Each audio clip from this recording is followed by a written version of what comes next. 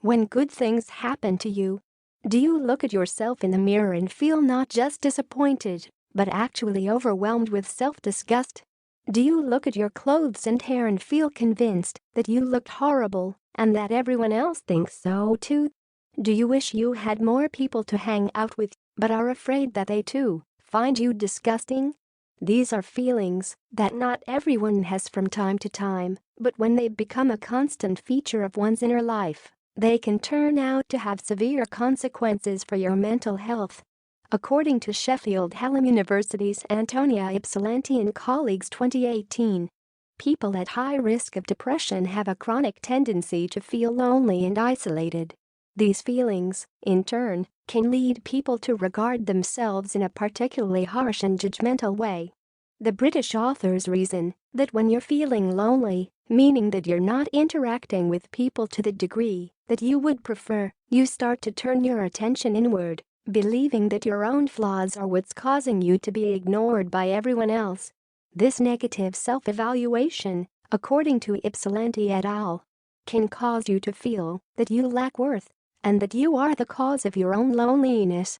Taking a cognitive behavioral approach to depression, Ypsilanti and her fellow researchers note that your own feelings of loneliness trigger a self-perpetuating cycle in which self-blame, low self-worth, dysphoria, and lower self-esteem then feed into greater loneliness, social isolation, and mental health problems including depression. p. 109. In other words, the thoughts that you are unworthy become the breeding ground for the negative thoughts that are at the core of depression. The concept of self-disgust, the British authors maintain, truly captures that internal sense of low self-worth experienced by lonely people who ultimately become depressed. Ypsilanti et al. Define self-disgust as a negative self-conscious emotion schema that reflects disgust directed toward the self. Self-disgust can take the form of physical self-disgust, as in I find myself repulsive, or disgust toward one's actions, exemplified by the thought I often do things I find revolting. Page 109. Previous researchers, they note, have observed a relationship between self-disgust and social anxiety, obsessive-compulsive disorder, the personality trait of psychoticism, and overall lower feelings of well-being. Compared to shame and guilt, as shown in longitudinal studies, self-disgust plays a more prominent role in the evolution of depressive symptoms.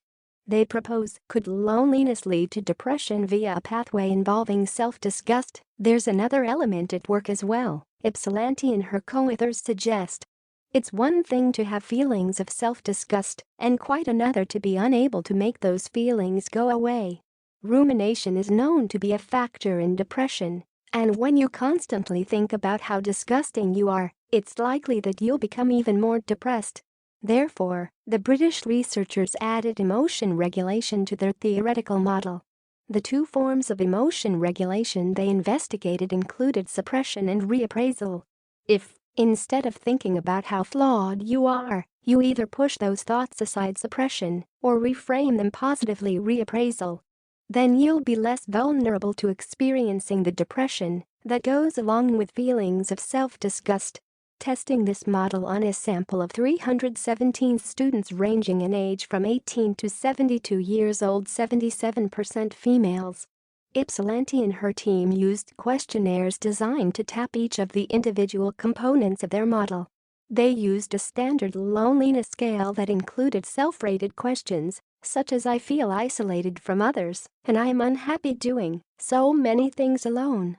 As you can see from these items, loneliness isn't just a state of being alone, it's a feeling of being less in touch with people than you'd prefer. The authors measured depression with a standard inventory with items such as I feel sad and I feel guilty all the time. An emotion regulation questionnaire asked participants to indicate what they do with their negative feelings, such as I control my emotions by not expressing them, and when I want to feel a positive emotion, I change what I am thinking about. To assess the main variable of interest, self-disgust, the authors used a previously developed self-disgust scale that included items tapping those two components of emotional and behavioral revulsion toward oneself and one's actions. Unfortunately, as this was a correlational study, It was only statistical modeling that allowed the authors to test the proposed pathway leading from loneliness to self-disgust and depression, with emotion regulation as a potential influence. In the first test of the proposed links between loneliness, self-disgust, and depression, the authors compared groups that they defined on the basis of high, medium, and low loneliness scores. All three groups differed in the predicted direction in this analysis on the two self-disgust scale components. Next, they showed that there were significant correlations between loneliness and depressive symptoms. Furthermore, in this second step, the authors established a relationship between depressive symptoms and the emotion regulation scores. People who engaged in higher degrees of reappraisal turning negative into positive emotions also had lower depression scores.